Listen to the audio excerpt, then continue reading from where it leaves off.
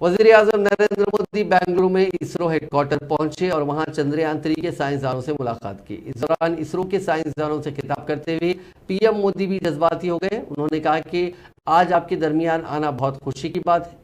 आज मेरा जिस्म और दिमाग खुशी से भर गए हैं। मैं जल्द से जल्द आपसे मिलना चाहता था, आप सबको सलाम करना चाहता था। पीएम मोदी ने बताया कि जिस मकाम पर चंद्रयान-3 का मून लैंडर उतरा था, अब उसे शिव शक्ति पॉइंट के नाम से जाना जाएगा। इसके साथ ही उन्होंने बताया कि जहां चंद्रयान-2 ने अपने कदमों के निशान छोड़े, उसे तिरंगा नाम से जाना जाएगा।